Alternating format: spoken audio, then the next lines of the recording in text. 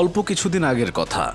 যুক্তরাষ্ট্রের সামরিক বাহিনী জানায়, ইয়েমেনে হামলা করতে গিয়ে তারা ভুল করে লোহিত সাগরের আকাশে উঠতে থাকা নিজেদের একটি F-18 যুদ্ধবিমানকে গুলি করে ভূপাতিত করেছে। তথ্যটি সামনে আসতেই চাঞ্চল্য সৃষ্টি হয় বিশ্বজুড়ে। বিশ্বমোড়ল যুক্তরাষ্ট্র ঘটনাটিকে ফ্রেন্ডলি ফায়ার বলে চালিয়ে দেওয়ার সর্বোচ্চ চেষ্টা চালায়। তবে সম্প্রতি পাওয়া একটি তথ্য রীতিমতো অবাক করেছে সকলকে।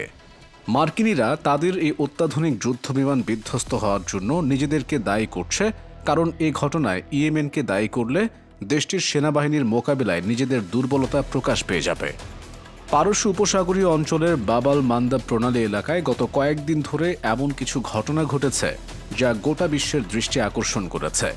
এর মধ্যে মার্কিন নৌবাহিনীর একটি অত্যাধুনিক F-18 যুদ্ধবিমান ভূপাতিত হওয়ার ঘটনা ছিল উল্লেখযোগ্য। বিভিন্ন সংবাদ মাধ্যমের বরাতে জানা গেছে, মার্কিনিরা দাবি করেছে কথিত ফ্রেন্ডলি ফায়ারের ঘটনায় বিমানটির 2 পাইলট প্রাণে রক্ষা পেলেও একজন আহত হয়েছেন।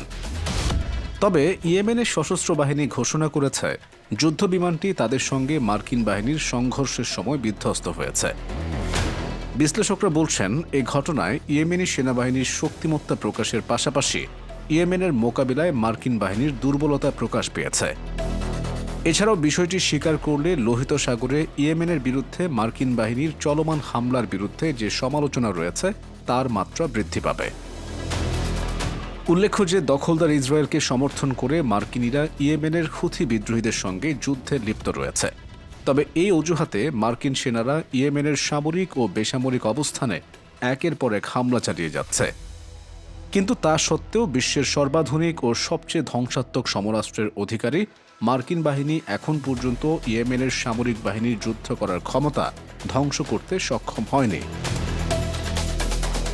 মাত্র কয়েকদিন আগে ইয়েমেন থেকে নিক্ষিপ্ত একটি দূরপাল্লার হাইপারসনিক ব্যালিস্টিক ক্ষেপণাস্ত্র কয়েক হাজার কিলোমিটার পথ পাড়ি দিয়ে জায়নবাদী ইসরায়েলের নির্ধারিত লক্ষ্যবস্তুতে আঘাত এনেছে। ক্ষেপণাস্ত্রটি এই দীর্ঘ পথ পাড়ি দেওয়ার সময় লোহিত সাগরে মোতায়েন আমেরিকা, ইসরায়েল এবং তাদের মিত্রদের কয়েক স্তরের আকাশ প্রতিরক্ষা ব্যবস্থা ভেদ করে এসেছে। ক্ষেপণাস্ত্রটির হামলায় ইসরায়েলের ব্যাপক ক্ষয়ক্ষতি হয়েছে।